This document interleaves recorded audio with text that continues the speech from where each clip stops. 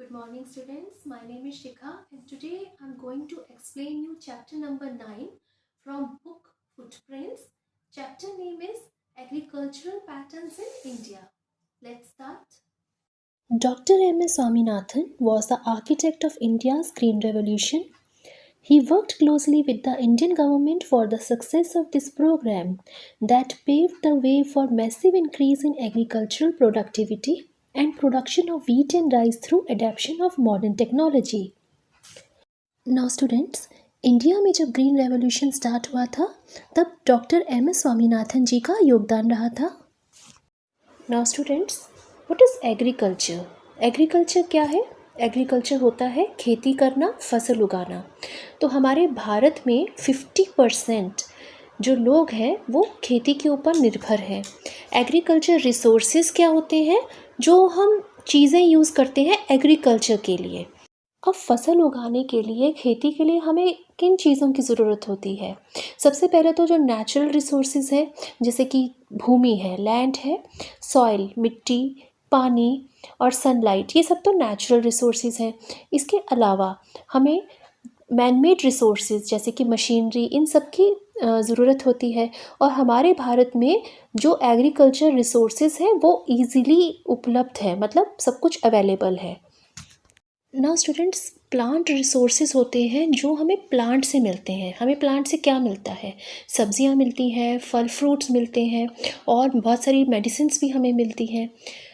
Now students, before going further I would like to remind you 3 sectors: primary sector, secondary sector and tertiary sector. आपने agriculture में पढ़े हैं ये 3 sectors: primary, secondary and tertiary. Now students, primary sector में extraction and production of raw material होता है. जब raw material ले लिया जाता है तो सेकेंडरी सेक्टर में इसका मैन्युफैक्चरिंग होता है, इसकी प्रोसेसिंग होती है into finished goods. For example, cotton को क्लोथ्स में कन्वर्ट किया जाता है. इसी तरह से जब टर्शरी सेक्टर है, इसमें क्या होता है? इसमें होते हैं transportation, banking, services. So tertiary sector is also known as service sector. Now students, इन सब सेक्टर्स के माध्यम से, इन सब सेक्टर्स के थ्रू लोगों को क्या मिलता है? एम्प्लॉयमेंट मिलता है, रोज़गार मिलता है. तो जो लाखों लोग हैं हमारे कंट्री के, हमारे भारत के जो लोग हैं, वो डायरेक्टली और इनडायरेक्टली एग्रीकल्चर के ऊपर डिपेंडेंट है. Now let's read the first paragraph.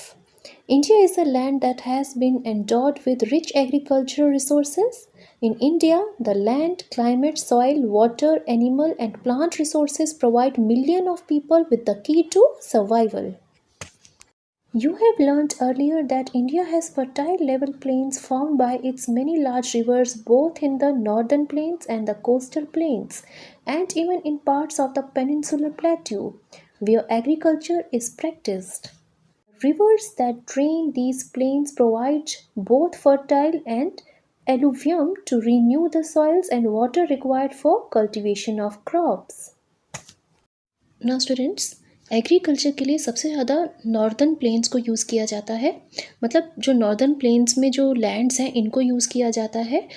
और क्योंकि हमारे भारत में बहुत सारी रिवर्स हैं, बहुत सारी नदियां हैं, जो कि नॉर्दर्न प्लेन्स, कोस्टल प्लेन्स और कुछ पेनिनसुलर प्लेट्यू के कुछ क्षेत्र ऐसे हैं, तो इस लैंड को ये फर्टाइल बनाती है, मतलब उपजाऊ बनाती है, जो कि एग्रीकल्चर के लिए काम आती है. अब खेती के लिए 2 चीज़ें बहुत आवश्यक हैं, जैसे कि पानी और फर्टाइल सॉइल. तो फर्टाइल सॉइल जैसे कि एलुवियल सॉइल, ये हमें कहाँ से मिलती है? ये हमें बड़ी बड़ी नदियों से मिलती है. और ये फर्टाइल सॉइल, उपजाऊ मिट्टी, एग्रीकल्चर के पर्पस से बहुत उपयोगी होती है.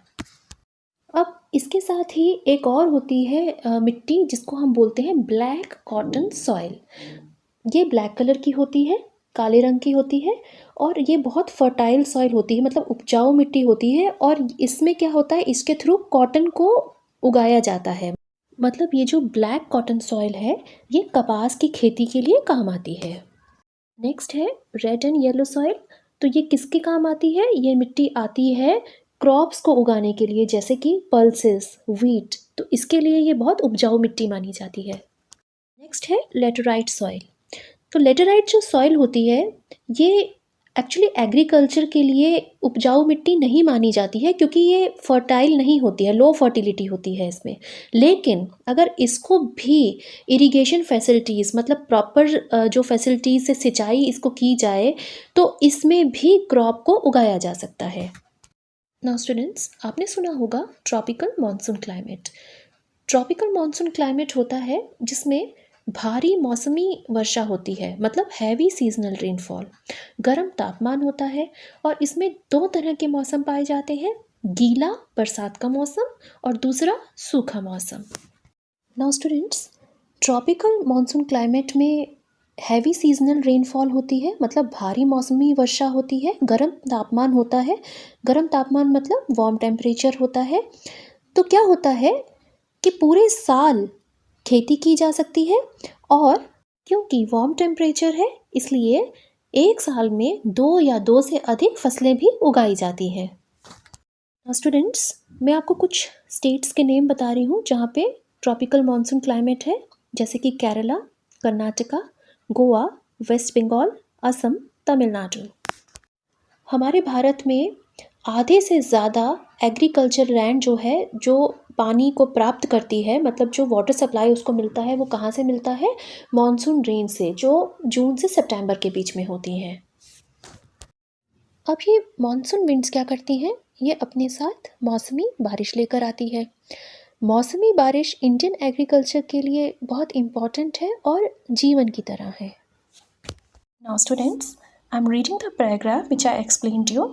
The fertile alluvial soils, the black cotton soils, and even the well-irrigated red and yellow soils are suitable to grow a wide variety of crops. With proper irrigation facilities, even the laterite soils are able to yield a good crop.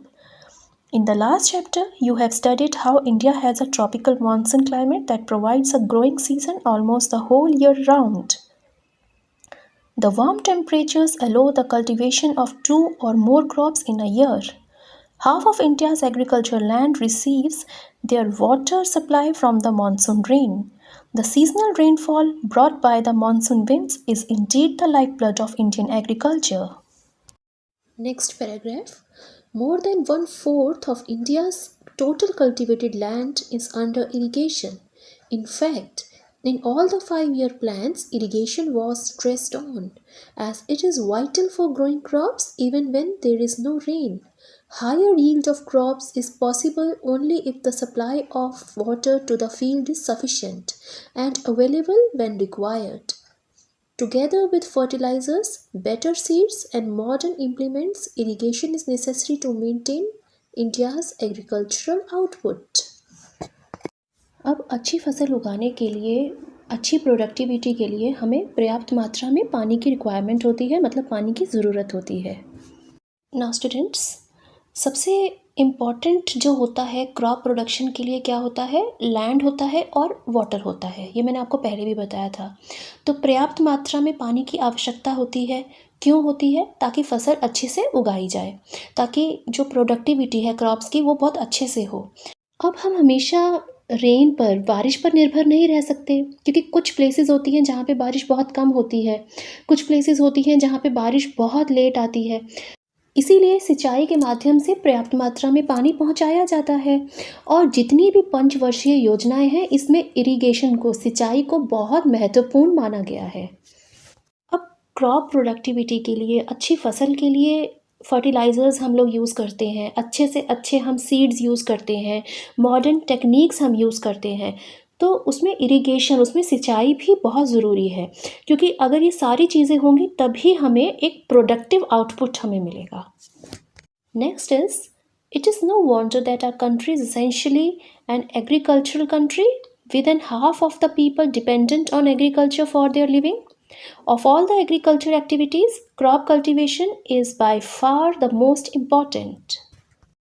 After this paragraph, in the Indian cropping pattern, there are two main growing seasons. The Kharif season that begins just before the monsoon, around May-June, when the field is prepared for sowing seeds, and the end in autumn, in the late September, when the crop is harvested. The Rabi season begins in late autumn, around October, when the summer monsoons are over, and continues till early spring. The crops are normally harvested around March.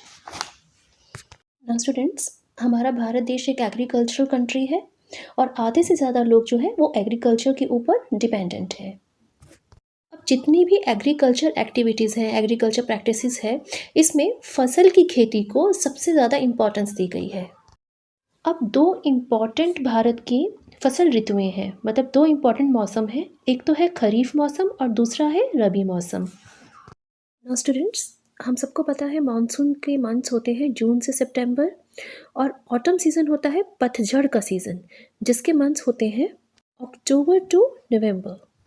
अब क्या होता है, monsoon के ठीक पहले, मतलब जब monsoon आ रहा है तो मई जून के एंड में क्या होता है कि बीज बोए जाते हैं, और जो खेत तैयार किए जाते हैं जिसमें बीज बोए जाते हैं, जो इनकी फसल कटती है वो कटती है सितंबर मंथ में, जब ऑटम स्टार्ट होने वाला होता है। नाउ स्टूडेंट्स, ऑटम सीज़न मैंने आपको बताया अक्टूबर से नवंबर में होता है, तो लेट सितंबर में, मतलब सितंबर के एंड और स्टार्टिंग ऑफ द अक्टूबर में क्या होता है, इस फसल की कटाई की जाती है। और कौन कौन सी फसलें उगाई जाती हैं वो मैं आपको बता देती हूँ, जैसे कि मक्का, ज्वार, धान, अरहर। नाउ स्टूडेंट्स, अब हम बात करेंगे राबी सीज़न की। तो राबी सीज़न में जो फसलें बोई जाती हैं ये अक्टूबर के एंड और नवंबर की स्टार्टिंग में बोई जाती हैं, जब पतझड़ का मौसम होता है, और इसकी फसल की कटाई होती है जब स्प्रिंग सीज़न स्टार्ट होता है। स्प्रिंग सीज़न स्टार्ट होता है मार्च से, तो मार्च एंड और अप्रैल की स्टार्टिंग में इनकी फसलों की कटाई होती है। अब मैं आपको ये भी बता देती हूँ कि कौन कौन सी फसलें उगाई जाती हैं, जैसे कि मटर, चना, गेहूँ, जौ, सरसों, और मसाले जैसे कि ज़ीरा, धनिया, लहसुन। Major crops in India. Crops can be classified into cereals, oilseeds, pulses, spices, fruits, vegetables, fibers, and beverages. Many of these are food crops: cereals, wheat, rice, maize, and millets. Pulses, grams and lentils. Spices, cumin, turmeric, coriander, cinnamon, cardamom, cloves. Oilseeds, groundnut, mustard, sesame, soybean. Fruits and vegetables that are consumed by humans.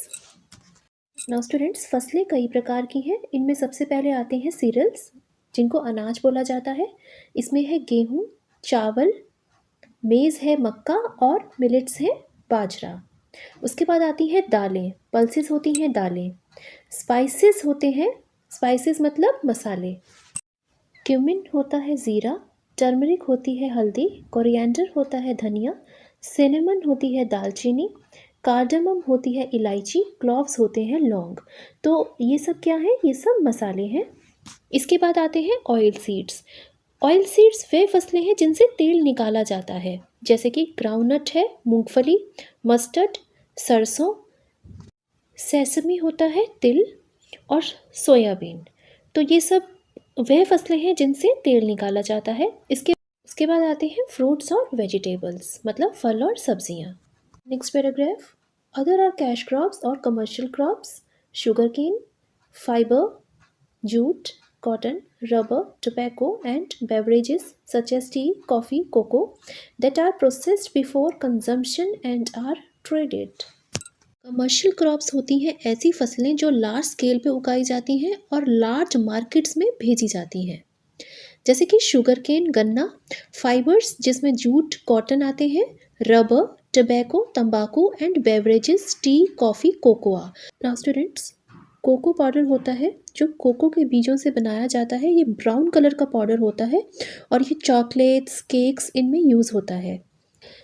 Commercial crops को large scale पर उगाया जाता है, उसके बाद इसको व्यापार के लिए, बिजनेस के लिए, इसकी ट्रेडिंग के लिए इसको बड़ी बड़ी मार्केट्स में भेजा जाता है, उसके बाद इसका कंजम्पशन होता है।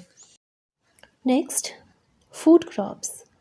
Some of the important cash crops grown in India include rice, wheat, millets, maize, pulses, oilseeds, and spices. First, rice. Rice is the most important food crop. It is the staple food for more than 50% of the country's population, and 2 to 3 crops of rice are grown in a year over large parts of India. Kharif rice, which is approximately 70% of total rice production, is harvested in early November. Rice grown in Rabi season accounts for roughly 30% of total rice production. It is planted from November to January and is harvested in late April. Rice होता है चावल, और चावल सबसे important most important food crop है। देश की 50% से भी ज़्यादा आबादी का मुख्य भोजन है राइस। भारत में बड़े बड़े खेतों में 2 से 3 बार चावल की फसलें साल में उगाई जाती हैं। खरीफ राइस होता है जो खरीफ के सीज़न में उगाया जाता है। खरीफ का सीज़न होता है मॉनसून का मौसम। इसको जून से जुलाई में बोया जाता है और इसकी कटाई होती है नवंबर के शुरुआत में, मतलब अक्टूबर एंड में और नवंबर की शुरुआत में इसकी फसल की कटाई होती है। और जो सबसे ज़्यादा राइस उगाया जाता है वो इसी सीज़न में उगाया जाता है, जिसका 70% कंट्रीब्यूशन है टोटल राइस प्रोडक्शन में। इसके साथ ही होता है एक राबी सीज़न। राबी सीज़न में भी चावल उगाया जाता है, लेकिन जहाँ सिंचाई की सुविधाएं हो, जहाँ पे इरिगेशन फैसिलिटीज़ हो, क्योंकि राबी सीज़न में बारिश कम होती है और चावल की फसल के लिए अधिक पानी की आवश्यकता होती है। और रबी सीज़न में जो फसलें हैं वो नवंबर से जनवरी में बोई जाती हैं और इनकी कटाई अप्रैल के बाद होती है। रबी सीज़न में जो राइस उगाया जाता है उसका 30% कंट्रीब्यूशन होता है टोटल राइस प्रोडक्शन में। Next paragraph. About 80 centimeter of rainfall, temperatures between 15 degrees Celsius and 30 degrees Celsius and fertile alluvial clay soil suits rice cultivation. चावल की खेती के लिए 80 सेंटीमीटर की बारिश, टेम्परेचर जो कि 15 डिग्री सेल्सियस और 30 डिग्री सेल्सियस के बीच हो, फर्टाइल सॉइल, इन सब की रिक्वायरमेंट होती है। It is therefore grown in the northern plains, the coastal plains and deltaic regions, the eastern plateau regions and the northeast Brahmaputra Valley in India. West Bengal, Uttar Pradesh, Punjab, Odisha are major producers. चावलों की खेती northern plains, coastal plains, deltaic regions, eastern plateau regions और north east Brahmaputra valley. Brahmaputra valley मतलब ब्रह्मपुत्र की घाटी पर इसकी खेती होती है। वेस्ट बंगाल, उत्तर प्रदेश, पंजाब और जो उड़ीसा है ये मेजर प्रोड्यूसर्स हैं चावल के। Rice is grown by means of a process called paddy transplantation. In this method, seedlings grown in seed beds are transferred into fields with plenty of water. Paddy transplantation होता है जिसमें जो चावल के जो बीज हैं पहले तो वो नर्सरी में लगाए जाते हैं। जो वो छोटे पौधे होते हैं, छोटे पौधे बन जाते हैं, तो उन छोटे पौधों को बड़े बड़े खेतों में लगाया जाता है बहुत सारे पानी के साथ। मतलब खेतों में बहुत पानी होता है, उसके बाद उन पौधों को लगाया जाता है। इसको पैडी ट्रांसप्लांटेशन बोलते हैं। Next, rice is a labor-intensive crop. Sowing, transplanting, weeding and harvesting are all done by hand. चावलों की खेती में लेबर वर्क ज़्यादा होता है, जिसमें किसान बाय हैंड सारा काम करते हैं, जैसे कि बीजों को बोना, फसल को काटना। Next, India produced 130.3 million metric tons of rice in 2021 and 2022, which made it the world's second largest producer of rice. Next, rice bran and husk are used to extract edible oil and are also used as fodder for cattle.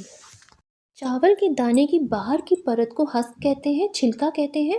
उसके जो अंदर का part है, जो चावल के ऊपर भूरी परत होती है, उसको राइस ब्रैन बोलते हैं। राइस ब्रैन से ऑयल भी निकाला जाता है जो खाने में काम आता है, और राइस ब्रैन और हस्क को पशुओं को भी दिया जाता है खाने के लिए। Wheat. Wheat is the staple diet in northern, central and western India, where it is also grown dominantly. These areas have a subtropical to temperate climate and the soil is suited to wheat cultivation. Wheat requires less rainfall of 20 cm to 80 cm, lower temperatures of 13 degrees Celsius to 25 degrees Celsius and loamy soil. It is usually grown as a rabi crop in India with the help of irrigation. While combined harvesters and big machines are used in Punjab, Haryana and Uttar Pradesh, some manual labor is still employed in the hilly areas of Uttarakhand, Himachal Pradesh and Madhya Pradesh. Rajasthan and Gujarat also produce wheat. In 2021-2022, India produced 109.59 million metric tons and ranked 4th in world's wheat production.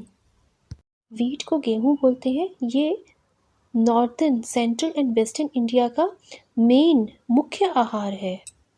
Now students, आपने देखा होगा कि गेहूं की रोटी हर घर में बनती है, तो ये मुख्य आहार के रूप में, मेन फूड के रूप में माना जाता है।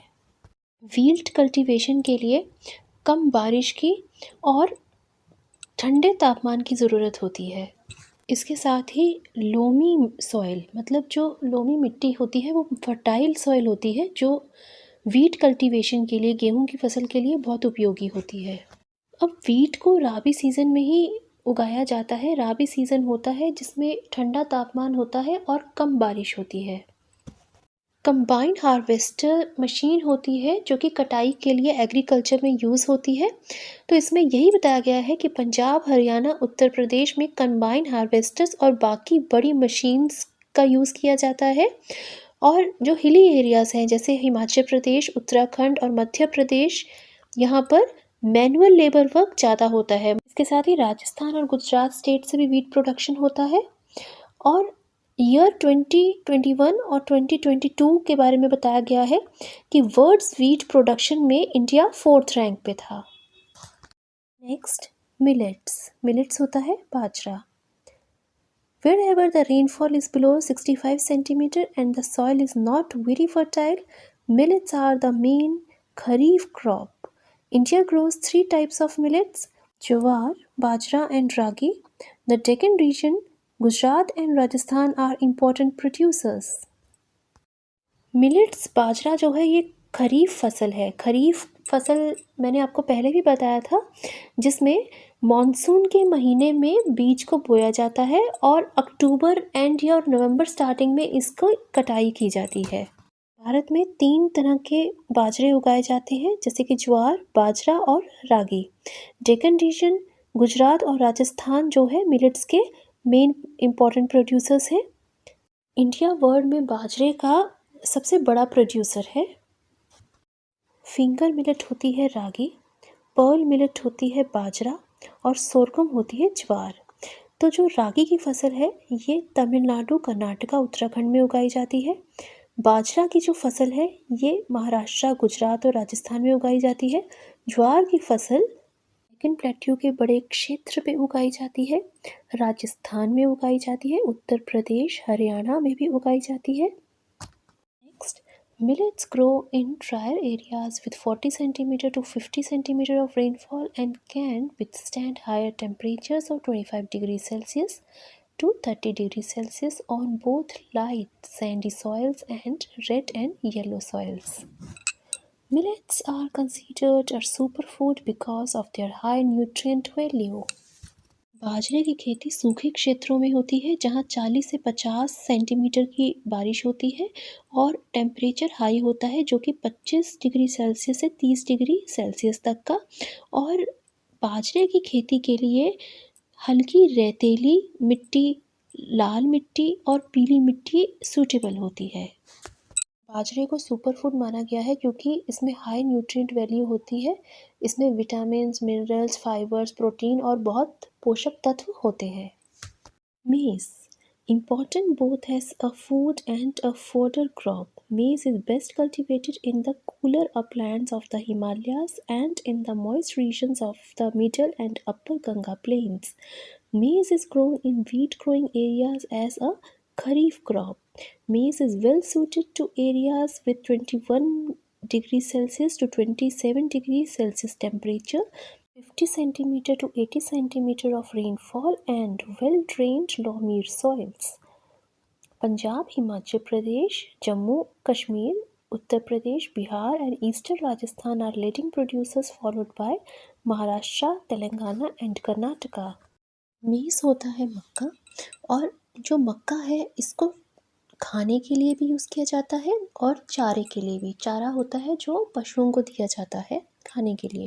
Now students, cooler Uplands of the Himalayas होते हैं ठंडे ऊपरी इलाके, हिमालय के ठंडे ऊपरी इलाके और regions of the middle and upper Ganga plains होते हैं मध्यम और ऊपरी गंगा के मैदानों के नम क्षेत्र।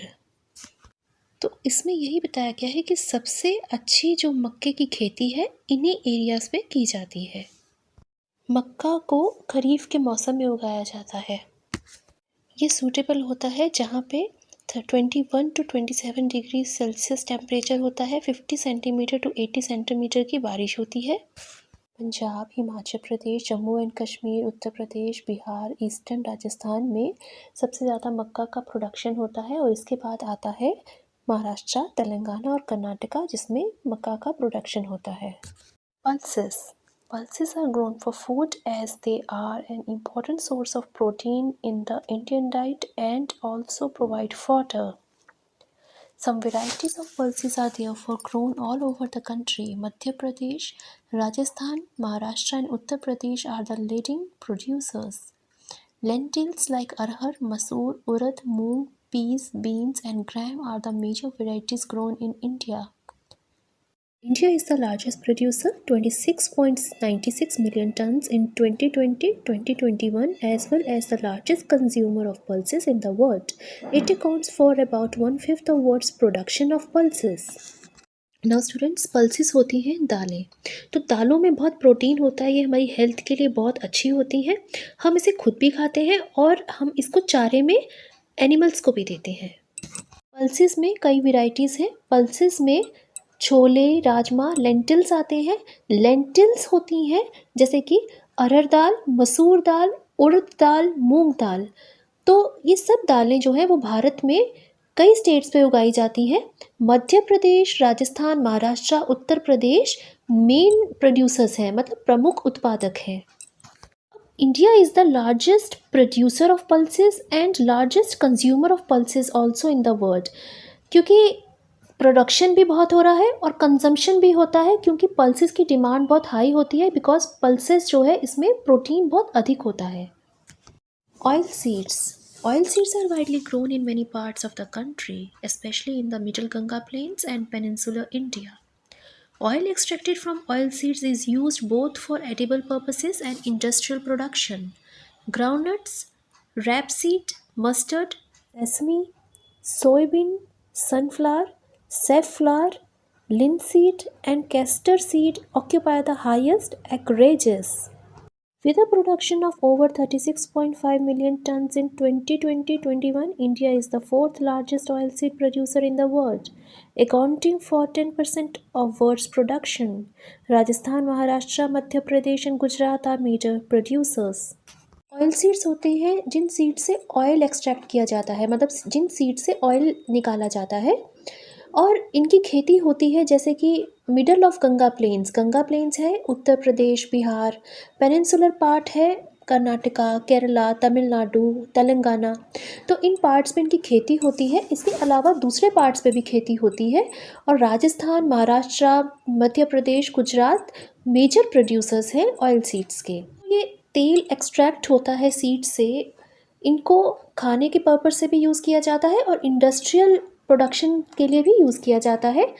अब ऑयल सीड्स के भी कई वेराइटीज़ हैं, जैसे ग्राउंडनट है मूंगफली का तेल, रैपसीड है सफ़ेद सरसों का तेल, सेसमी है तिल का तेल, मस्टर्ड है सरसों का तेल, सोयाबीन तेल, सनफ्लावर ऑयल, सैफफ्लावर होता है कुसुम का पौधा, तो जो कुसुम के बीज हैं उससे ये तेल एक्सट्रैक्ट किया जाता है।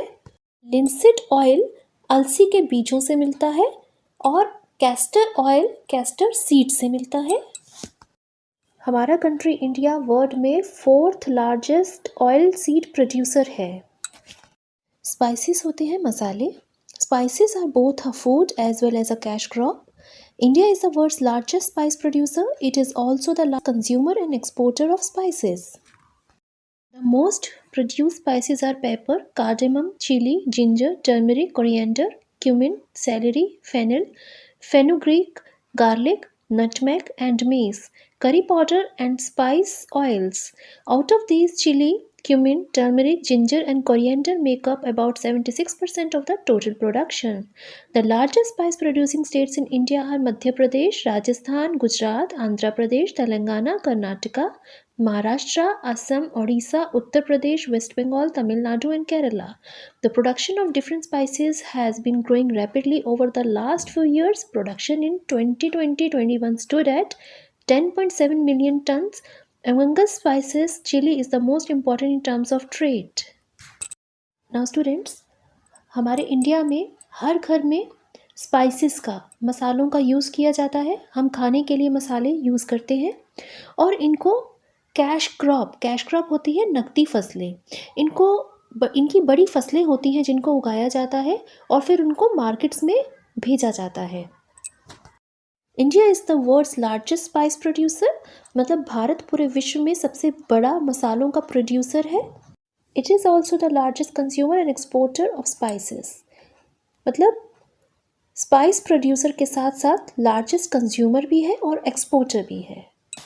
स्टूडेंट्स, भारत सबसे बड़ा स्पाइस प्रोड्यूसर है, मतलब मसालों का प्रोडक्शन सबसे ज़्यादा होता है और लार्जेस्ट कंज्यूमर भी है. हर घर में मसालों की डिमांड होती है, हर घर में मसाले यूज़ किए जाते हैं और यहाँ पे प्रोडक्शन बहुत ज़्यादा होता है, इसीलिए इनको आगे भी मार्केट्स में भेजा जाता है, एक्सपोर्ट किया जाता है. पेपर होती है काली मिर्च, कार्डेमम होती है इलायची, चिली होती है लाल मिर्च, जिंजर अदरक, टर्मरिक हल्दी होती है, कोरिएंडर धनिया होता है, क्यूमिन ज़ीरा सीड्स होते हैं, सेलेरी अजवाइन होती है, फेनल सौंफ होती है, फेनुग्रीक मेथी होती है, गार्लिक लहसुन होता है, नटमेग जायफल के बीज होते हैं, मेस जावित्री के बीज होते हैं, करी पाउडर मिक्सचर होता है काली मिर्च का, धनिया का, हल्दी का, ज़ीरा का, और स्पाइस ऑयल्स मसालों का तेल होता है. अब इन सभी मसालों में से कुछ मसाले हैं जैसे कि chilli, cumin, turmeric, ginger, coriander, ये टोटल प्रोडक्शन में 76% बनाते हैं. भारत में जहाँ पे सबसे ज़्यादा स्पाइस का प्रोडक्शन होता है, मतलब मसालों का उत्पादन होता है, वो स्टेट्स हैं मध्य प्रदेश, राजस्थान, गुजरात, आंध्र प्रदेश, तेलंगाना, कर्नाटका, महाराष्ट्र, असम, ओडिशा, उत्तर प्रदेश, वेस्ट बंगाल, तमिलनाडु एंड केरला. अब भारत में बहुत सारे मसाले बनते हैं और मसालों की बहुत डिमांड भी है, तो मसालों को प्रोड्यूस भी किया जाता है, कंज्यूम भी किया जाता है, एक्सपोर्ट भी किया जाता है और इनको जब मार्केट्स में भेजा जाता है तो उसमें जो चिली है, जो मिर्च है, वो ट्रेडिंग में सबसे इम्पॉर्टेंट है. Cash crops. The important cash crops of India are sugarcane, coffee, tea, cotton, jute and rubber. With a production of over 355 million tons annually and a record production of 500 million tons in 2021 and 2022, sugarcane is a leading cash crop of India. India is now the second largest producer of sugarcane in the world after Brazil. Sugarcane grows well in the plain areas of Uttar Pradesh, Uttarakhand, Haryana, Punjab, Bihar, Karnataka, Tamil Nadu, Maharashtra, Andhra Pradesh and Gujarat are important states for its cultivation. Soils best suited are deep, clay, loams, black cotton soil and even red and lateritic soils with irrigation. Sugarcane provides raw material for the second largest agro-based industry in India and is used to make sugar, gur and khansari. The waste known as bagasse is utilized for making fertilizer, fodder and paper. Sugarcane होता है गन्ना, cash crops होती है नकदी फसलें. तो गन्ना जो है वो एक नकदी फसल है जिसको लार्ज स्केल पे उगाया जाता है और लार्ज मार्केट्स में भेजा जाता है. इंडिया पूरे वर्ल्ड में सेकंड लार्जेस्ट प्रोड्यूसर है शुगरकेन का. गन्ने की खेती मैदानी क्षेत्रों में ज़्यादा अच्छी होती है, तो उत्तर प्रदेश, उत्तराखंड, हरियाणा, पंजाब, बिहार, कर्नाटका, तमिलनाडु, महाराष्ट्र, आंध्र प्रदेश, गुजरात के जो प्लेन एरियाज़ हैं यहाँ पे गन्ने की खेती होती है. गन्ने की खेती के लिए 70 सेंटीमीटर से 120 सेंटीमीटर की रेनफॉल और टेम्परेचर 20 डिग्री सेल्सियस से 27 डिग्री सेल्सियस तक का सूटेबल है. सॉइल्स मिट्टी जो है clay loam, black cotton soil, red and lateritic soils सिंचाई के साथ यूज़ की जाती हैं. अब एग्रो बेस्ड इंडस्ट्री होती है जो रॉ मटेरियल लेती है और रॉ मटेरियल को लेके फिनिश्ड प्रोडक्ट्स में कन्वर्ट करती है। जैसे शुगर केन गन्ना को लेती है और उसके बाद चीनी में कन्वर्ट होता है। इसी तरह से शुगर केन से गुड़ बनाया जाता है, खंडसरी भी बनाई जाती है। अब जो गन्ने को क्रश करके जूस निकालते हैं तो जो मटेरियल बचता है उसको बिगैस बोलते हैं। ये यूज़ किया जाता है फर्टिलाइजर्स में, एनिमल्स को भी दिया जाता है खाने के लिए और इससे पेपर भी बनता है। Next, coffee. India is among the top 10 coffee producing countries with about 3% of the global output in 2020. India produces two types of coffee: Arabica with a wild aromatic flavor and Robusta with a strong flavor. Coffee is largely produced in the southern plateau region of India on plantation. Where the hilly land is well drained, it grows better under temperatures of 14 degrees Celsius to 28 degrees Celsius with rainfall between 40 centimeter and 80 centimeter and the soils that are rich and loamy. Volcanic red and lateritic soils are also well suited. Karnataka is the largest producer, accounting for about 70% of the total production in India. Kerala is second with 23% of India's total production, and Tamil Nadu is the third, producing 6%. The Nilgiri Hills region produces some of India's best coffee. India produced 354 million kg in 2020-21 and a major part of it was exported. India top 10 coffee producing countries में से एक है। साल 2020 में भारत का coffee production में globally 3% मतलब 3% योगदान रहा है। भारत दो तरह की कॉफ़ी प्रोड्यूस करता है, अरेबिका और रोबस्टा। अरेबिका कॉफ़ी होती है जिसमें एरोमेटिक फ्लेवर होता है। इसका मतलब ये होता है कि जिसका जो स्वाद भी अच्छा है और जिससे हल्की खुशबू भी आती है। रोबस्टा कॉफ़ी होती है जिसमें स्ट्रॉन्ग फ्लेवर होता है। भारत में सबसे ज़्यादा कॉफ़ी प्रोड्यूस होती है सदर्न प्लेट्यू रीजन से, जिसमें आते हैं कर्नाटका, केरला और Tamil Nadu.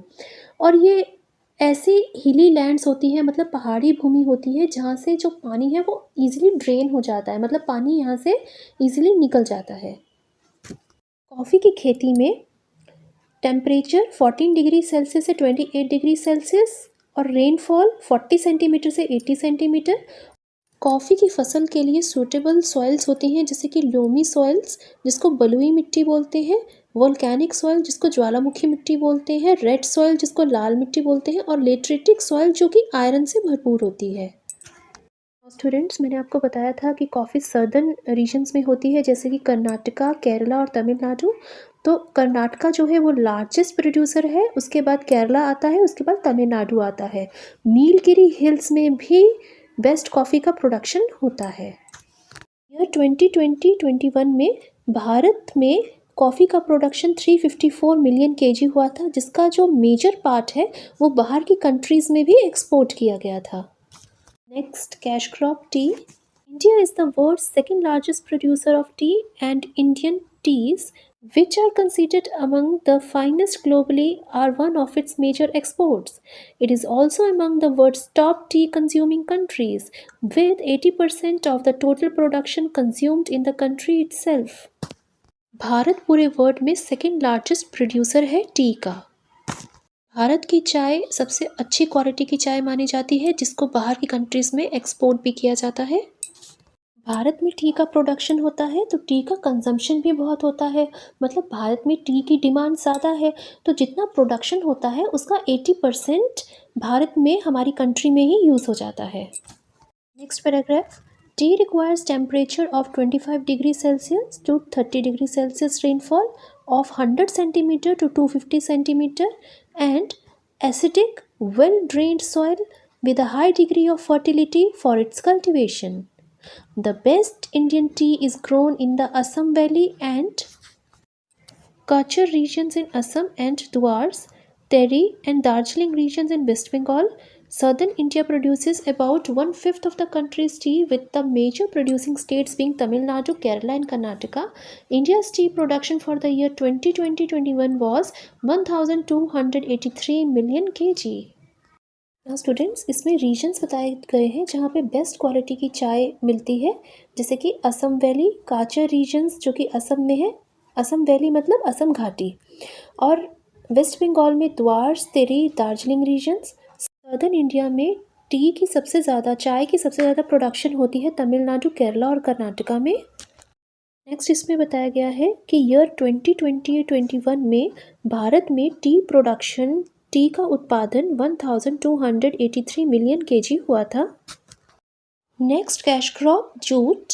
The cultivation of jute or the golden fiber provides the raw material for one of the India's oldest industries, the jute textile industry. Major jute producing states in India are West Bengal, Assam, Bihar, Odisha and Andhra Pradesh.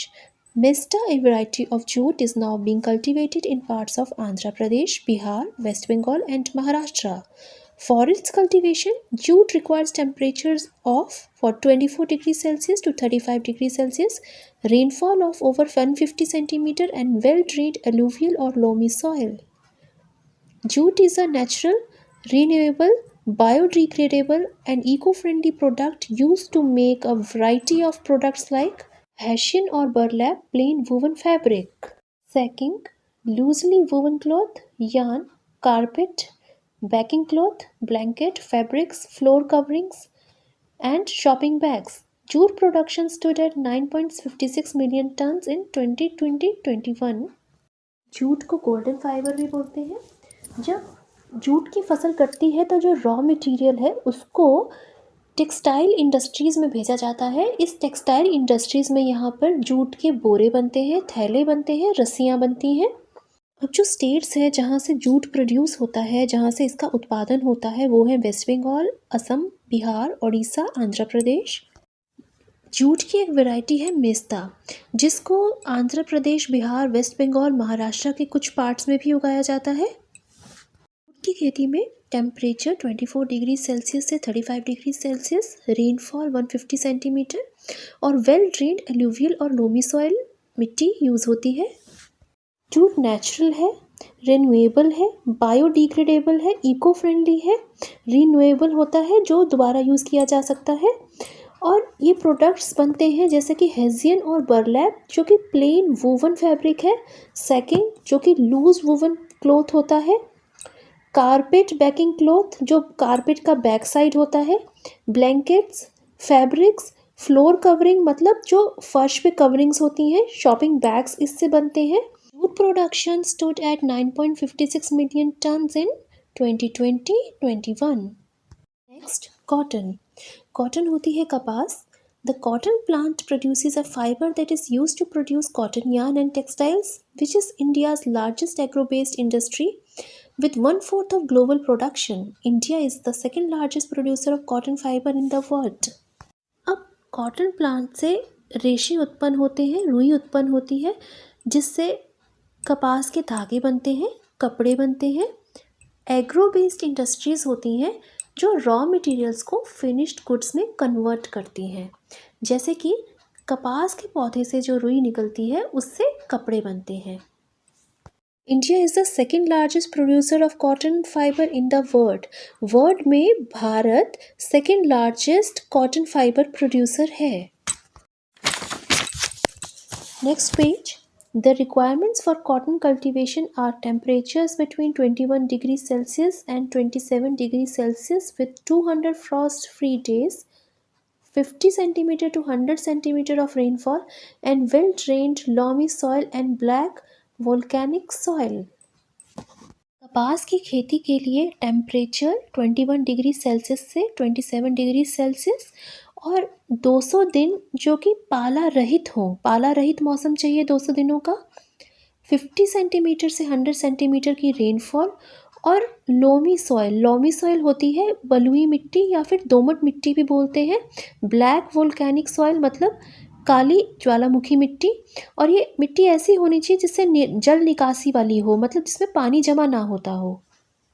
Next, cotton grows over 11.7 million hectares in India and grows best in the drier regions of the Western Deccan with fertile black cotton soils, Gujarat and Maharashtra dominate while Telangana, Karnataka and Andhra Pradesh also led in the cultivation of cotton, followed by Punjab, Tamil Nadu and Madhya Pradesh.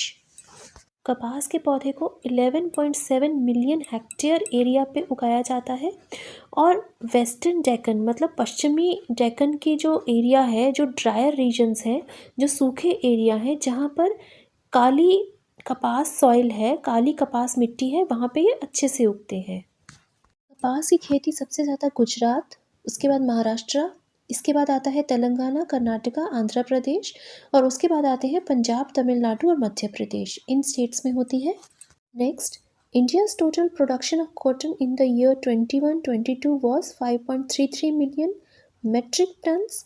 India is the third largest exporter in the world. After the fiber is extracted, the seeds are used to extract oil and also used as fodder.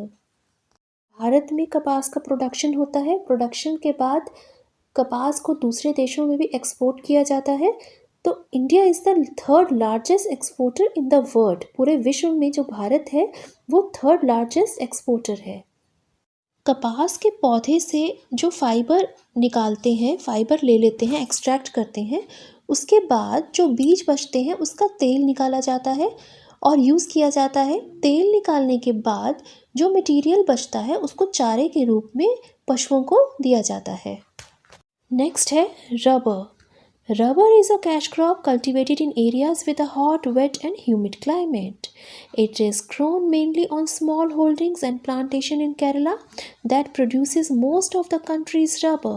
A small amount of rubber is also produced in Tamil Nadu, Karnataka, Andaman and Nicobar Islands, Tripura and Garo Hills of Meghalaya. India ranks third among the natural rubber producers in the world. The latex collected from the rubber tree is used for a variety of purposes such as making automobile tires, tubes and other industrial products. The eraser you use is also rubber. Now students, rubber भी cash crop है। इसको गर्म, गीले और नमी वाले climate में उगाया जाता है। अब जो रबर कैश क्रॉप है इसको केरला में उगाया जाता है और इसको छोटे खेतों में उगाया जाता है और केरला में ही सबसे ज़्यादा रबर का प्रोडक्शन होता है हमारी कंट्री में। अब केरला के अलावा दूसरी स्टेट्स भी हैं जहाँ पे कुछ मात्रा में रबर यहाँ से भी हमें मिलता है, जैसे कि Tamil Nadu, Karnataka, Andaman Nicobar islands, Tripura and Garo hills of Meghalaya. पूरे वर्ल्ड में इंडिया का रैंक 3 है रबर प्रोडक्शन में। Now students, look at the picture. Paragraph के नीचे एक पिक्चर दिया गया है जिसमें वाइट कलर का जो मिल्क जैसा दिख रहा है फ्लूइड, ये मिल्क नहीं है, ये है लेटेक्स। लेटेक्स होता है जो रबर ट्री से कलेक्ट किया जाता है और इसको कई पर्पसेस से यूज़ किया जाता है।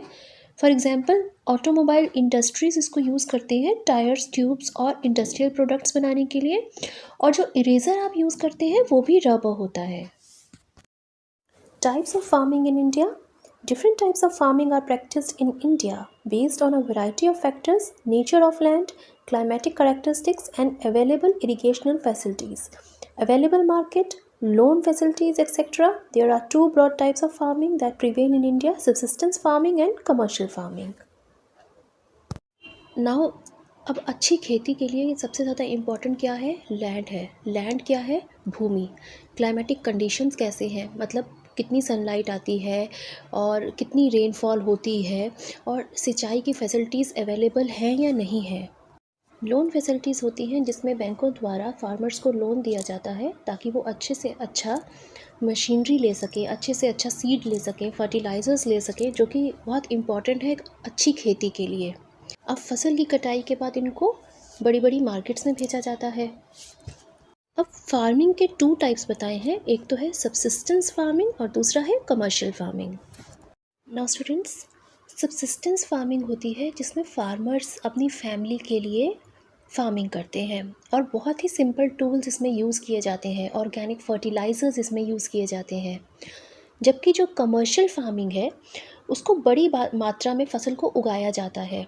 High quality fertilisers, high quality machines use की जाती हैं, मशीन्स जैसे कि ट्रैक्टर्स यूज़ किए जाते हैं और बड़ी मात्रा में फसल उगाई जाती है क्योंकि इस फसल को बड़ी बड़ी मार्केट्स में भेजा जाता है। Now children, let's read the first paragraph, subsistence farming in detail. As the name denotes, subsistence farming is mainly for the consumption of farmers and their families. The farmer and their families mostly cultivate the land with simple age-old tools. They rely mostly on organic fertilizers. Usually there is little or no surplus for trade. This type of farming is characterized by small and scattered land holdings. Cereals like wheat, rice, millets are mainly grown along with some pulses, fruits, and vegetables.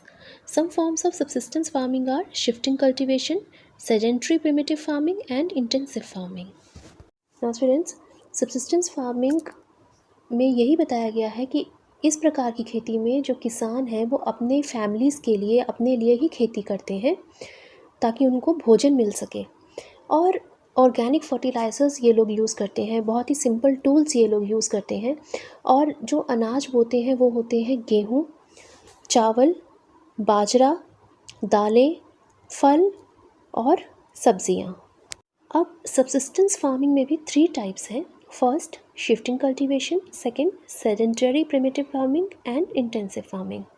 तो सबसे पहले है shifting cultivation. This is common in forested areas and areas inhabited by tribal communities in India, especially the hilly northeast states and the parts of the Deccan Plateau in Jharkhand and Chhattisgarh. A piece of forest land is cleared by the slash and burn method. Trees and vegetation are removed and burnt. The ash produced by burning and vegetation adds potash to the soil. The seeds are then sown after the rains and crops are grown for 2 to 3 years. Post the production, the land is abandoned as the fertility of the soil declines. The cultivators then move to another forest patch and repeat the process. Crude farming methods and implements such as sticks, hoes, picks, machetes are used. Farmers supplement their food supply by hunting, gathering and fishing. Some rear poultry and goats. The produce is used only for family consumption. Any surplus is sold or exchanged within the village community. Paddy, maize, millets and vegetables are the crops commonly grown in shifting cultivation. In India, shifting cultivation is known by various regional and local names depending on the state or region. Now students, shifting cultivation को हम झूम cultivation भी बोलते हैं और इसको हम slash and burn method भी बोलते हैं। शिफ्टिंग कल्टीवेशन घने जंगलों में की जाती है और आदिवासी समुदाय द्वारा की जाती है। और जो हिली नॉर्थ ईस्टर्न स्टेट्स हैं जैसे कि अरुणाचल प्रदेश, मणिपुर, नागालैंड, असम और कुछ क्षेत्र जो कि झारखंड और छत्तीसगढ़ में है, वहाँ पर शिफ्टिंग कल्टीवेशन की जाती है। अब शिफ्टिंग कल्टीवेशन में स्लैश एंड बर्न मेथड है। इसमें क्या होता है, पर्टिकुलर जो लैंड है जिसके ऊपर खेती करनी है वहाँ पर सारे पेड़ों को और सभी वनस्पतियों को काट दिया जाता है और जला दिया जाता है। तो जलाने के बाद जो राख होती है, जो ऐश होता है, उस राख से पोटैश मिलता है सॉइल को। जो पोटैश है एक तरह का न्यूट्रिएंट है जो सॉइल को फर्टाइल बनाता है। इसके बाद इस लैंड में क्या होता है कि बारिशों के बाद यहाँ पर सीड्स को बोया जाता है। सीड्स मतलब बीजों को बोया जाता है और जो फसलें हैं वो 2 से 3 साल तक यहाँ पे उगाई जा सकती हैं।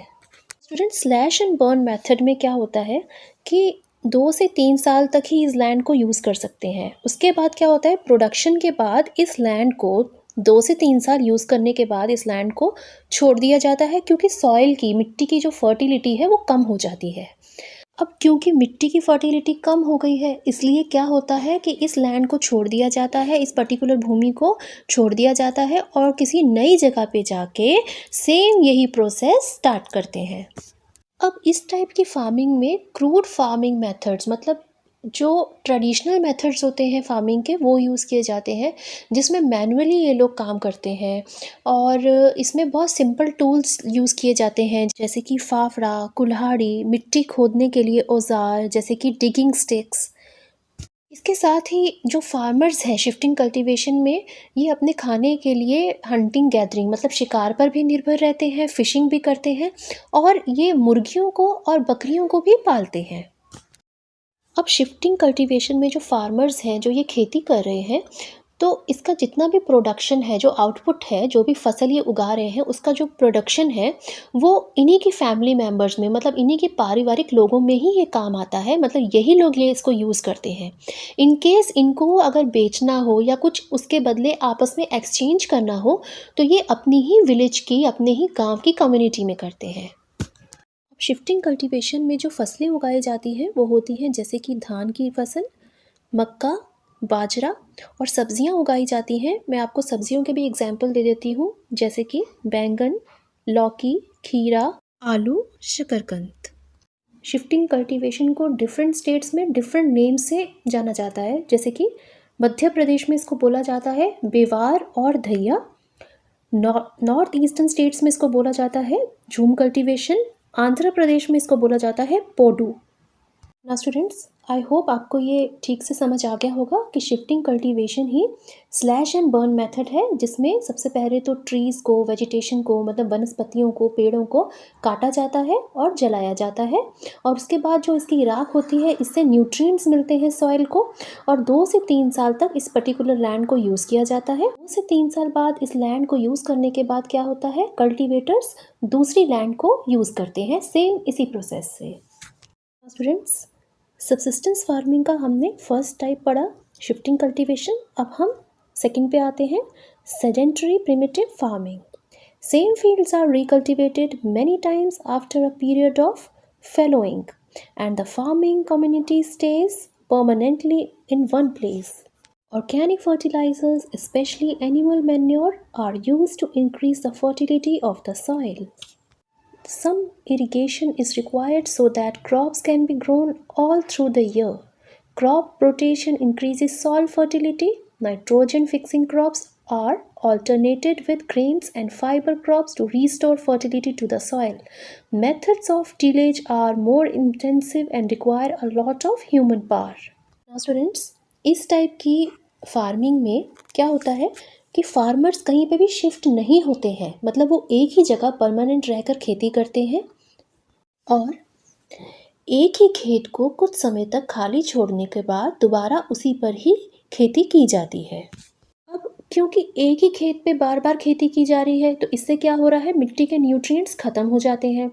तो मिट्टी को दोबारा उपजाऊ बनाने के लिए फील्ड फैलो किया जाता है। फील्ड फैलो होता है जिसमें थोड़े टाइम के लिए ज़मीन को खाली छोड़ दिया जाता है ताकि मिट्टी फिर से उपजाऊ बन सके और मिट्टी के पोषक तत्व वापस आ सके। अब इस तरह की खेती जो है बहुत ही सिंपल टूल्स के साथ की जाती है। ऑर्गेनिक फर्टिलाइज़र्स जैसे कि जो एनिमल मैन्योर है, मतलब जो एनिमल्स से जो खाद मिल रही है उसको यूज़ किया जाता है। अब सिंचाई की भी आवश्यकता है, सिंचाई की भी ज़रूरत है ताकि पूरे साल खेती की जा सके, फसल उगाई जा सके। अब इसके साथ आता है क्रॉप रोटेशन। क्रॉप रोटेशन होता है जिसमें सीज़न के अनुसार अलग अलग फसलें उगाई जाती हैं। अब नाइट्रोजन से मिट्टी हमेशा उपजाऊ बनी रहती है, तो इसलिए कुछ इस प्रकार के अनाज और फाइबर क्रॉप्स होते हैं, रेशेदार फसलें उगाई जाती हैं जिससे नाइट्रोजन मिट्टी को मिलता रहता है और मिट्टी उपजाऊ बनी रहती है। अब इस टाइप की फार्मिंग में बहुत ही सिंपल टूल्स यूज़ किए जाते हैं जैसे कि हल है, कुदाल है। तो जो फार्मर्स हैं वो खुद से मेहनत करते हैं, ठीक है, कोई भी मशीनरी इसमें नहीं यूज़ की जाती है, तो इसमें मैनुअल लेबर ज़्यादा होता है। ऑर्गेनिक फर्टिलाइजर्स इसमें यूज़ किए जाते हैं और मशीनरी का यूज़ नहीं होता है। Next is intensive farming. Intensive farming is typically carried out in areas where land is scarce but fertile and population is dense. Now students, intensive farming एक ऐसी फार्मिंग है जिसमें जो भूमि है, जो लैंड है, ये तो कम है बट पॉपुलेशन बहुत ज़्यादा है और मिट्टी बहुत उपजाऊ है। It involves maximum possible production and high yields per hectare from small farms due to intensive methods of cultivation, more of labor, fertilizers, high yielding seeds, irrigation and some use of small farm machinery. इस type की farming में high manual labour लगती है जो small farm machinery है उनका use होता है, फॉर एग्जांपल ट्रैक्टर्स, फर्टिलाइजर्स का यूज़ होता है, सिंचाई का यूज़ होता है और हाई यील्डिंग सीड्स का यूज़ होता है। ये वो बीज होते हैं जो ज़्यादा उपजाऊ होते हैं, मतलब जिनसे उपज ज़्यादा होती है। Waste Bengal, Uttar Pradesh, Odisha, Bihar are known for their intensive farms. Farmers grow more than one crop each year. This restores the soil fertility, saves water in dry months, and maximizes productivity per hectare of land. Now students, मैंने आपको पहले भी बताया था कि जब भी फसल को बारी बारी से अलग अलग फसलों को उगाया जाता है तो मिट्टी उपजाऊ बनती है। तो इसी तरह से इंटेंसिव फार्मिंग में जो फार्मर्स हैं वो साल में एक से ज़्यादा फसल उगाते हैं, जिससे सॉइल फर्टिलिटी, मिट्टी उपजाऊ बनती है, पानी की बचत होती है सूखे के महीनों में, मतलब ड्राई मंथ्स में, और जो प्रोडक्टिविटी है पर हेक्टेयर ऑफ लैंड वो ज़्यादा होती है। अब पर हेक्टेयर ऑफ लैंड जो है वो मेज़रमेंट है, इसमें यही बताया गया है, इससे जो प्रोडक्टिविटी है, आउटपुट है पर हेक्टेयर ऑफ लैंड अधिक होती है। Both intensive use of human labor and small tractors are employed on every cultivated piece of land. Intensive tillage generates high yields from even square foot of land. अब इसमें ये बताया गया है कि ह्यूमन लेबर, क्योंकि इंटेंसिव फार्मिंग में high human labour होती है और स्मॉल मशीनरीज का यूज़ होता है जैसे कि ट्रैक्टर्स, तो दोनों के ही यूज़ के साथ खेती की जाती है। Every square foot of land, मतलब जो प्रत्येक स्क्वायर फुट भूमि का है उससे हाई प्रोडक्टिविटी, मतलब उच्च उपज प्राप्त होती है। Pisciculture in addition to regular farming provides another source of food for people. Now students, इसका मतलब ये है कि पिसिकल्चर होता है मछलियों को पालना, मतलब मछली पालना पिसिकल्चर है। तो इस फार्मिंग के साथ साथ पिसिकल्चर की भी ये लोग प्रैक्टिस करते हैं, मतलब मछली पालन भी करते हैं, जिससे इनको भोजन प्राप्त होता है, मतलब सोर्स ऑफ फूड है फार्मर्स का। Now next is commercial farming. Now students, commercial farming से आपको समझ आ गया होगा कि इसमें लार्ज स्केल पे खेती की जाती है और जब फसल कटती है तो उनको बड़ी बड़ी मार्केट्स में भेजा जाता है। So now let's read this paragraph. Commercial farming involves the growing of crops or rearing of animals on a large scale to give high yields with a large surplus for sale and export. Commercial farming में कई प्रकार की फसलें उगाई जाती हैं और large scale पर उगाई जाती हैं, और रेयरिंग ऑफ एनिमल्स होता है पशुपालन।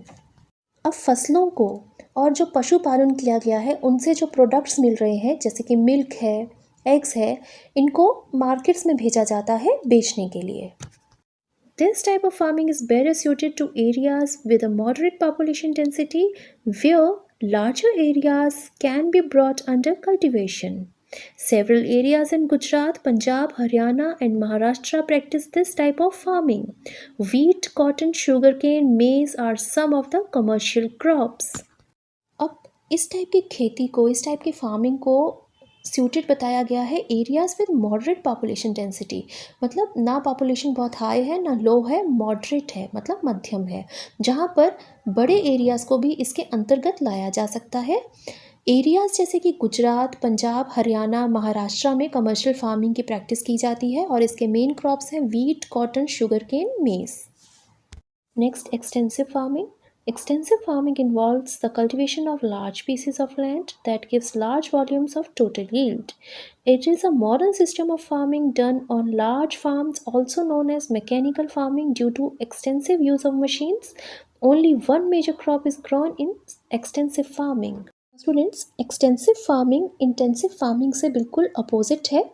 Extensive farming में low manual input होता है और high use of machinery होता है, और बड़ी लैंड पर, मतलब जो भूमि का एक बड़ा टुकड़ा है उस पर खेती की जाती है, तो उसका आउटपुट भी बड़ा होता है, मतलब जो उसकी उपज है वो भी बड़ी मात्रा में मिलती है। अब जो ये एक्सटेंसिव फार्मिंग है, इस टाइप की खेती बड़े खेतों पे, मतलब लार्ज फार्म्स में की जाती है, ज़्यादा मशीनरी का यूज़ होता है, इसीलिए इसको मैकेनिकल फार्मिंग बोलते हैं, और ये एक मॉडर्न सिस्टम ऑफ फार्मिंग है। Punjab and Haryana are known for these farming methods that are used to cultivate grain on a very large scale, the bulk of which is for trade. It is practiced in those parts of the country where population is relatively smaller and land is available in plenty. There are large farms averaging 2.22 hectare in Haryana and 3.62 hectare in Punjab. Extensive farms also need very high inputs and so are highly capital intensive. All work from plowing to harvesting is mechanized and little manual labor is employed. The produce is usually stored in large silos or storage bins before being packed and shipped out. Wheat is the main crop. Other crops are grown in rotation in off season to enhance soil fertility. Students, extensive farming large farms में की जाती है, मतलब बड़े खेतों में की जाती है और लार्ज स्केल पर की जाती है। अब इस टाइप की जो फार्मिंग है ये ऐसी जगह पे की जाती है जहाँ पे पॉपुलेशन तो कम है लेकिन लैंड की अवेलेबिलिटी ज़्यादा है, और पंजाब और हरियाणा ऐसे स्टेट्स हैं जहाँ पे एक्सटेंसिव फार्मिंग होती है। अब जब लार्ज स्केल पे प्रोडक्शन होती है तो फसलों को बड़ी बड़ी मार्केट्स में भेजा जाता है बिजनेस पर्पस के लिए, मतलब सेल करने के लिए। लार्ज फार्म्स जो कि 2.22 हेक्टर है वो हरियाणा में है और 3.62 हेक्टर पंजाब में है। अब एक्सटेंसिव फार्मिंग में मशीनरी का यूज़ ज़्यादा होता है और मैनुअल लेबर का यूज़ बहुत कम होता है, मतलब मैनुअली जो काम किया जाता है वो बहुत कम है लेकिन हाई क्वालिटी मशीन का यूज़ ज़्यादा होता है। और इसके साथ साथ फर्टिलाइज़र्स का और बाकी जो इनपुट्स का यूज़ होता है उससे हाई कैपिटल इंटेंसिव होता है, मतलब उससे ज़्यादा पैसा लगता है। अब जो ये लार्ज स्केल पे प्रोडक्शन होती है इसको पैक करने से पहले और इसको मार्केट्स में भेजने से पहले स्टोरेज बिन्स में रखा जाता है, मतलब जो स्टोर बॉक्स होते हैं, स्टोरेज बॉक्स, उनमें रखा जाता है इनको। एक्सटेंसिव फार्मिंग में जो मेन फसल है वो है वीट, मतलब गेहूँ। मिट्टी को उपजाऊ बनाए रखने के लिए बारी बारी से अलग अलग फसलें उगाई जाती हैं। Next, mixed farming. In this type of farming, livestock rearing and the cultivation of crops are carried together. In several parts of India, the integration of livestock, fish and crops is quite common to make the best use of available resources and avoid risk of dependence on only one produce that may fail. It also helps to maximize earnings from land that may not be well suited to agriculture. Farms are not large, but the farmer raises livestock for their milk, meat, or wool. Cattle, goats, sheep, and poultry may be raised along with crops that provide food to both the farmer and fodder for the animals.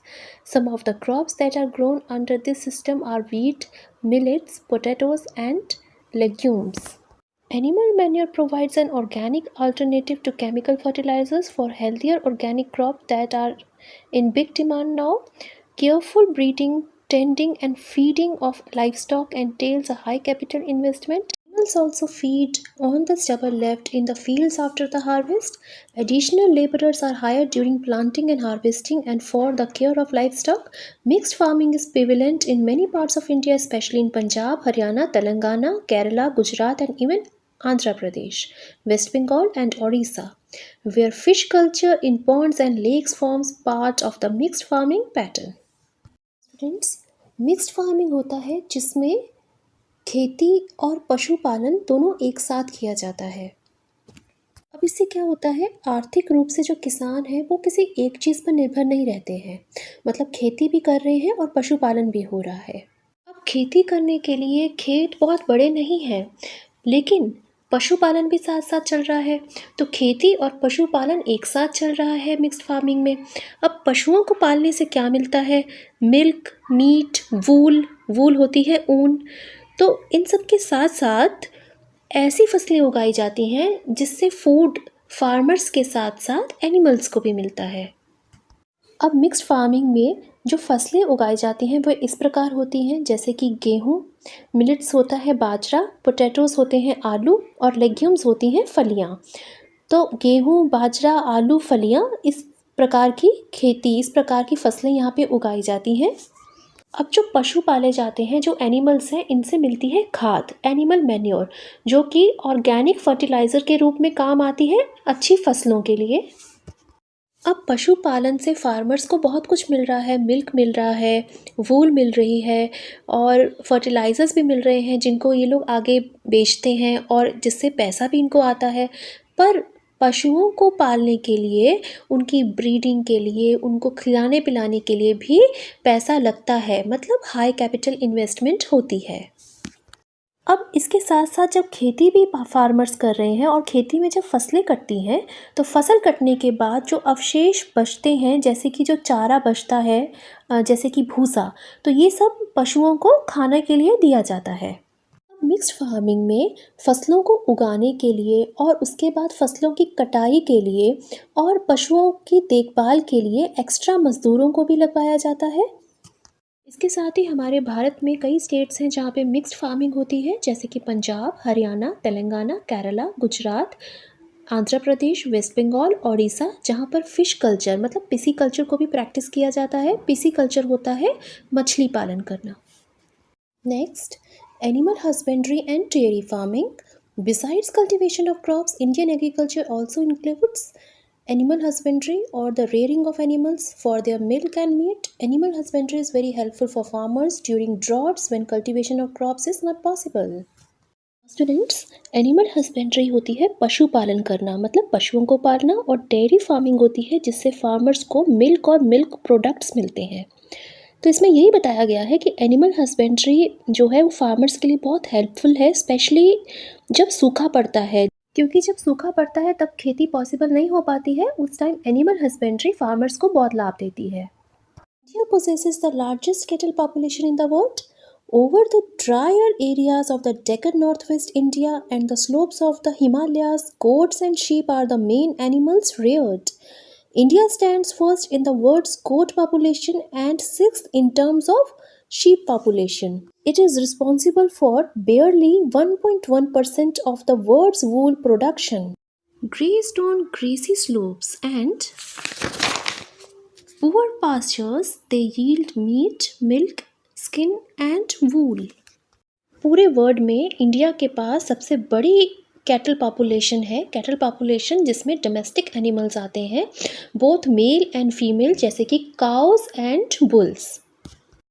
अब जो dryer areas हैं डेक्कन के, north west India मतलब उत्तर पश्चिमी Bharat, slopes of the Himalayas मतलब हिमालय की ढलानें, तो यहाँ के जो सूखे एरिया हैं, तो सबसे ज़्यादा जो जानवर यहाँ पे पाले जाते हैं वो होती हैं भेड़ और बकरियाँ। अब गोट पॉपुलेशन में भारत पूरे वर्ल्ड में नंबर 1 पे है और शीप पॉपुलेशन में भारत नंबर 6 पे है, लेकिन वूल प्रोडक्शन में मतलब ऊन उत्पादन में सिर्फ 1.1% है। Now, grazed on grassy slopes and poor pastures. Grassy slopes होती हैं घास वाली ढलानें। Pastures ऐसी भूमि होती है, ऐसी लैंड होती है जहाँ पे घास उगती है और जो पशु हैं, जो जानवर हैं, वो घास को चरते हैं। अब इसमें यही बताया गया है कि जो जानवर है घास की ढलानों में और चारागाहों पे, मतलब पास्चर्स मतलब चारागाह, तो यहाँ पे जब ये चरते हैं तो जानवरों से क्या प्राप्त होता है? मिल्क प्राप्त होता है, मीट प्राप्त होता है, वूल मतलब ऊन प्राप्त होती है, स्किन मतलब चमड़ा प्राप्त होता है। पास्चर्स होते हैं चारागाह जहाँ पे घास होती है और पशु जो है घास को चरते हैं। पुअर पास्चर्स होते हैं खराब चारागाह, मतलब यहाँ पे घास बहुत कम होगी और पर्याप्त मात्रा में जो है घास पशुओं को नहीं मिलेगी।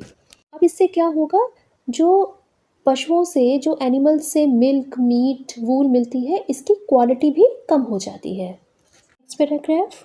In recent years, the government has tried to improve animal husbandry in the country by selective breeding and the promotion of dairy farming. Many development schemes, particularly in rural areas, are promoting the rearing of livestock for their milk and meat products. Cattle and sheep breeding farms have been set up in different states to help farmers and improve the quality of their livestock. Now students, animal husbandry होती है जिसमें animals को, पशुओं को पाला जाता है और उनसे जो प्रोडक्ट्स मिलते हैं ये आगे जो फार्मर्स हैं उनको सेल करते हैं, मतलब उनको बेचते हैं और इससे फार्मर्स को फ़ायदा होता है, मुनाफा होता है। अब सेलेक्टिव ब्रीडिंग होती है जिसमें जो गुण वाले पशु होते हैं, जैसे कुछ ऐसे पशु जिनकी क्वालिटी बहुत अच्छी है, जैसे फ्यूचर में उनसे ज़्यादा दूध मिल सके, ऐसी गाय, ऐसी भेड़ें जिनसे ज़्यादा ऊन मिल सके। तो सेलेक्टिव ब्रीडिंग में जो गुण वाले पशु हैं उनको आगे उनकी ब्रीडिंग की जाती है। और गवर्नमेंट ने ऐसी बहुत सारी स्कीम्स लॉन्च कर रखी हैं ताकि एनिमल हस्बेंड्री में, ताकि पशुपालन में इम्प्रूवमेंट हो सके, जिसमें सेलेक्टिव ब्रीडिंग के बारे में, डेयरी फार्मिंग के बारे में बताया गया है। बहुत सारी ऐसी डेवलपमेंटल स्कीम्स हैं जो कि रूरल एरियाज़, विलेज एरियाज़ में है, जिसमें टाइम टू टाइम फार्मर्स को बताया जाता है कि कब कब पशुओं को वैक्सीनेशन देना चाहिए, उनके खाने में कौन कौन से पोषण तत्व होने चाहिए। तो इसका जो एम है वो यही है ताकि पशुओं से जो भी प्रोडक्ट्स मिल रहे हैं उनकी क्वालिटी बहुत अच्छी हो। Next, dairy farming. Dairy farming is the commercial raising of animals primarily for their milk and milk products. The evolution of the dairy sector in India and the stellar role played by dairy cooperatives since the launch of operational floods form an integral part of the country's remarkable growth story after independence.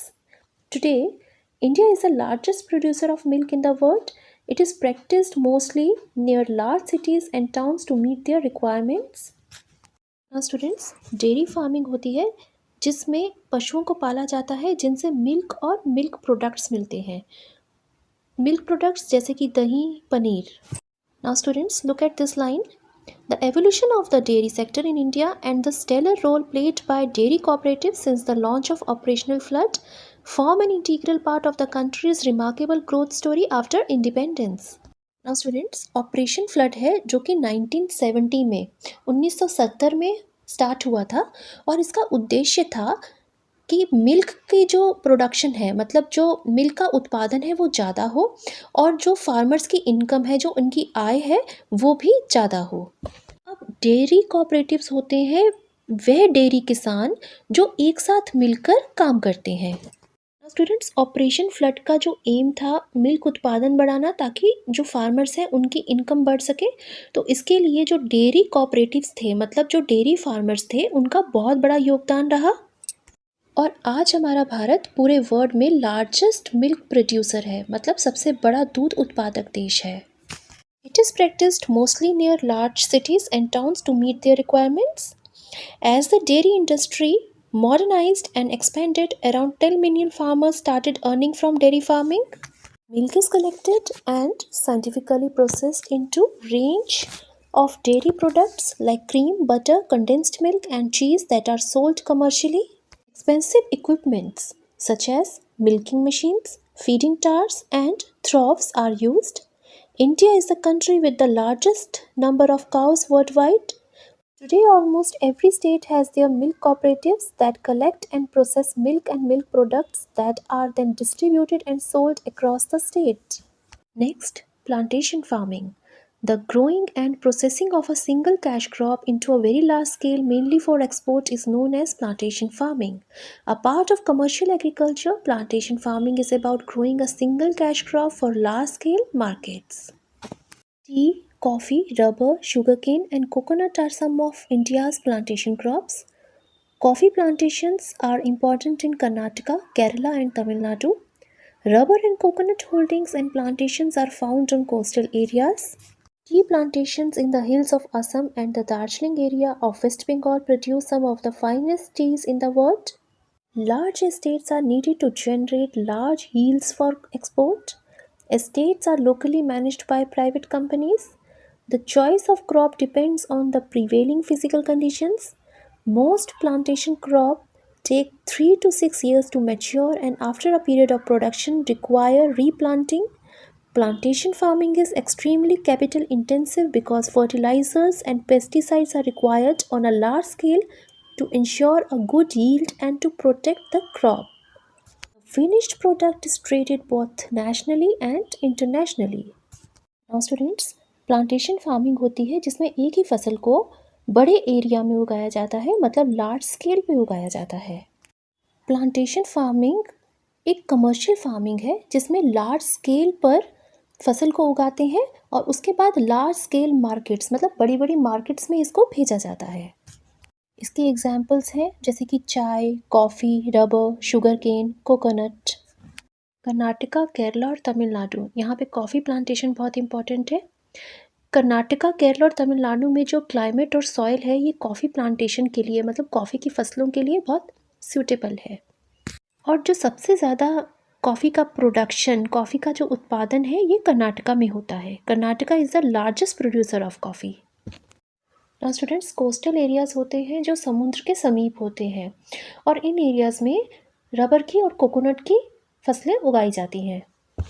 चाय की खेती असम और दार्जिलिंग की पहाड़ियों पे होती है और हाई क्वालिटी की चाय मतलब गुड क्वालिटी की जो चाय है जो वर्ल्ड वाइड फेमस है वो यहीं से मिलती है। चाय के बड़े बड़े बागान होते हैं मतलब लार्ज एस्टेट्स।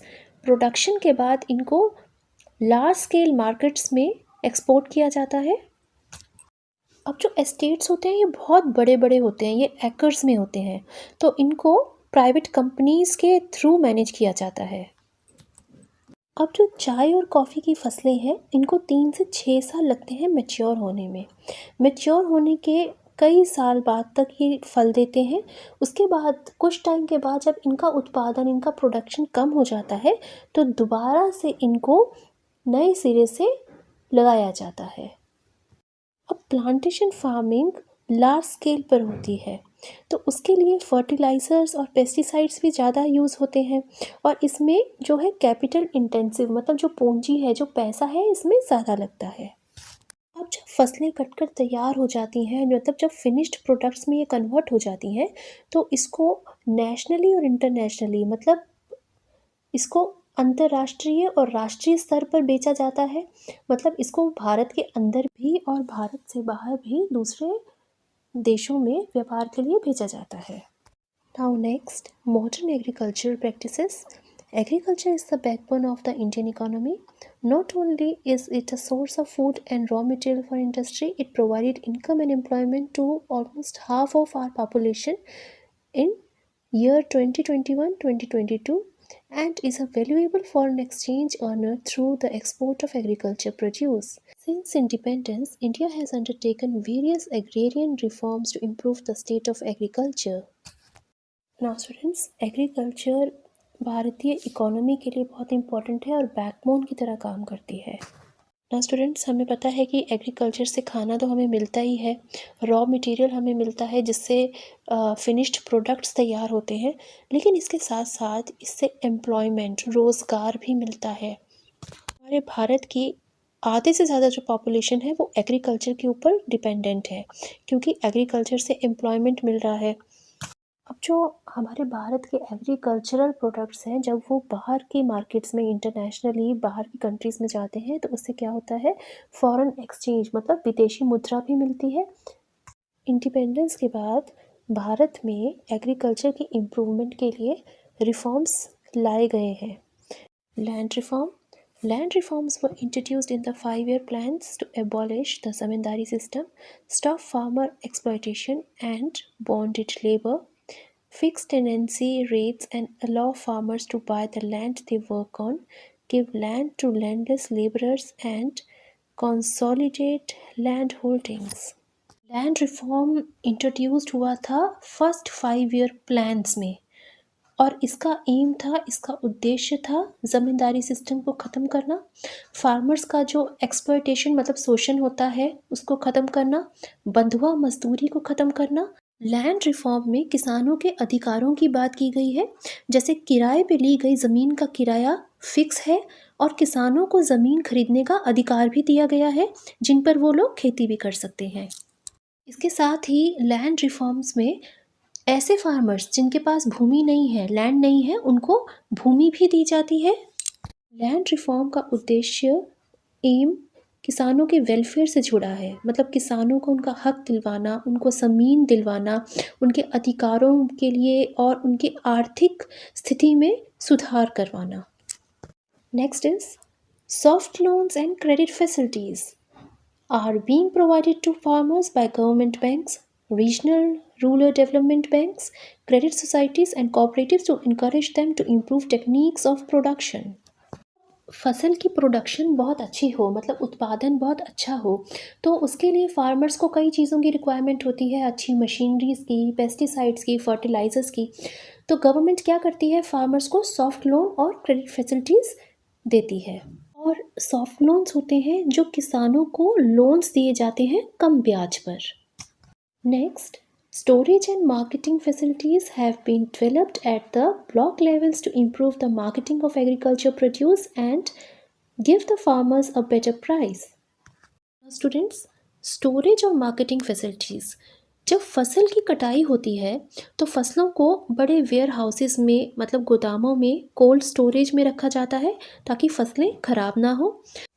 उसके बाद मार्केटिंग फैसिलिटीज़ होती है जिसमें पैकेजिंग के बाद मार्केट्स में भेजा जाता है इन फसलों को सेल करने के लिए, मतलब इनकी बिक्री के लिए इनको मार्केट्स में भेजा जाता है। स्टोरेज और मार्केटिंग फैसिलिटीज़ सुविधाएं हैं जो ब्लॉक स्तर पर दी गई हैं ताकि जो एग्रीकल्चरल प्रोड्यूस है, मतलब फसलों से जो उत्पादन है, जो प्रोडक्शन है, उसकी मार्केटिंग में सुधार हो सके, ये मार्केट्स तक पहुंच सके और फार्मर्स को इसके अच्छे दाम मिल सकें। Next, the green revolution. The Intensive Agricultural Development Program of 1961 paved the way for the Green Revolution in India in the 1960s. Dr. N.E. Borlaug, an American scientist and biologist, initiated the Green Revolution that transformed globally agriculture, especially wheat and rice, through a process of selective breeding. The Green Revolution encouraged improvements in agricultural production through the use of technology. India's food production between 1947 and 1960 was so low that there were risks for the occurrence of famine. The Green Revolution's primary aim was to introduce high-yielding varieties of cereals like wheat and rice to increase food production and offset famine, thereby alleviating poverty and malnutrition. Doctor N.E. Borlaug American scientist थे जिन्होंने globally green revolution start किया था। इन्होंने selective breeding का use किया था जिनसे उच्च उपज वाली फसलें, जिनसे अधिक उपज होती है, ऐसी फसलें विकसित की थी जैसे कि चावल और गेहूँ। Now students, one more important thing, Dr. N.E. Borlaug is also known as the father of Green Revolution. Bharat में ग्रीन रेवोल्यूशन शुरू हुआ था 1960s में और भारत में green revolution doctor M S. Swaminathan द्वारा हुआ था। अब 1947 और 1960 के बीच में भारत में जो फूड प्रोडक्शन था, मतलब जो उत्पादन था, वो इतना कम था कि अकाल पड़ने का भी रिस्क था। फैमिन होता है अकाल। अब ग्रीन रेवोल्यूशन का एम था बहुत अच्छी क्वालिटी की फसलों को उगाना, जैसे कि चावल और गेहूँ, जिनसे फूड प्रोडक्शन बढ़ सके।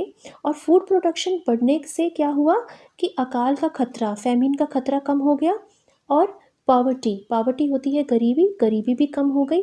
माल न्यूट्रिशन होता है जब पर्याप्त मात्रा में भोजन शरीर को प्राप्त नहीं होता तो उसको माल न्यूट्रिशन बोलते हैं। ग्रीन रेवोल्यूशन में अधिक उपज देने वाली फसलें उगाई गई जिनमें वीट और राइस, मतलब गेहूँ और चावल है, जिनसे फूड प्रोडक्शन बढ़ा, उत्पादन बहुत बढ़ गया और इससे क्या हुआ, फैमिन, पॉवर्टी और माल न्यूट्रिशन कम हुआ। Next, following were some important aspects of these programs. First, use of high-yielding and quick-maturing variety of seeds. Second, improved irrigation techniques and groundwater resources were used to combat droughts and extend agricultural areas. Many multi-purpose projects were set up at this time to provide water for irrigation in dry periods, control floods, check soil erosion, promote pisciculture, and generate electricity for the machineries to work. Third, use of chemical fertilizers to increase soil productivity and fertility. Fourth, use of pesticides to check crop failure. Fifth, increased mechanization in agriculture and rural electrification. With the Green Revolution, significant progress had been made in modernizing agriculture. The measures initiated by the government increased the production of rice, wheat, pulses and other crops and led to self-sufficiency of food in the country. Green revolution में अधिक उपज देने वाली फसलों का use किया गया जिससे प्रोडक्शन बहुत ज़्यादा हो, और जल्दी पकने वाले बीज का यूज़ किया गया। इरिगेशन टेक्निक्स, सिंचाई तकनीकों को, ग्राउंड वाटर रिसोर्सेज को एग्रीकल्चर के लिए और सूखे के लिए यूज़ किया गया। मल्टीपर्पज़ प्रोजेक्ट सेटअप किए गए जिसमें जो फ्लड को कंट्रोल किया जाए, सॉइल इरोजन को चेक किया जाए, पिसीकल्चर होता है मछली पालन, इसका प्रमोट किया। और मशीनरी वर्क के लिए, जैसे जो एग्रीकल्चर में मशीन्स का यूज़ होता है तो उसके लिए इलेक्ट्रिसिटी होना बहुत ज़रूरी है, तो बिजली को उपलब्ध करवाया। केमिकल फर्टिलाइजर्स, पेस्टिसाइड्स का यूज़ किया गया। मैकेनाइजेशन होता है जिसमें मशीन्स का यूज़ ज़्यादा होता है, तो मशीन्स का यूज़ ज़्यादा किया गया एग्रीकल्चर में। रूरल इलेक्ट्रिफिकेशन मतलब गांव में बिजली पहुंचाई गई। ग्रीन रेवोल्यूशन से एग्रीकल्चर में बहुत प्रोग्रेस हुई, प्रोडक्शन बहुत इंक्रीज़ हुई और भारत एग्रीकल्चर में आत्मनिर्भर हुआ। Next, the White Revolution and Operation Flood in 1965 have improved standards in production and processing of milk and milk products. The National Dairy Development Board has set up milk cooperatives like Amul in Gujarat and Mother Dairy in Delhi to modernize and give a boost to the dairy industry in India. Agricultural universities and institutes are working to help farmers improve various operations connected with agriculture and its supply chains.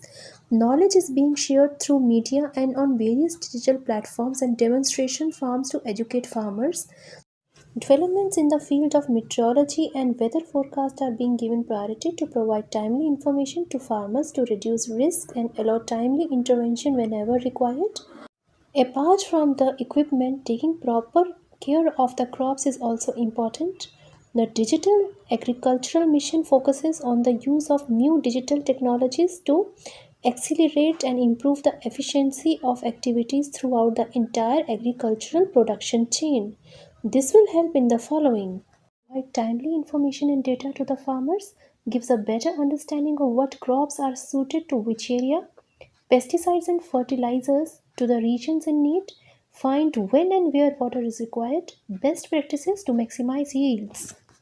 Now students, white revolution ही operation flood है। इसका M था, उद्देश्य था दूध और दूध के जो प्रोडक्ट्स हैं उसके प्रोडक्शन को बढ़ाना। तो इससे क्या हुआ, इससे फार्मर्स की इनकम भी इंक्रीज़ हुई।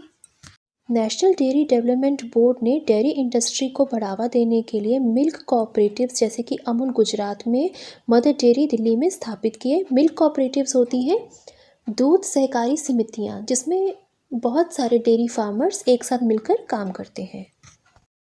एग्रीकल्चर यूनिवर्सिटीज़ और institutes time to time farmers को इन्फॉर्म करते हैं, एजुकेट करते हैं थ्रू डिजिटल प्लेटफॉर्म्स कि एग्रीकल्चर में कौन कौन सी नई टेक्निक्स यूज़ करनी चाहिए, कैसे फर्टिलाइजर्स यूज़ करने चाहिए।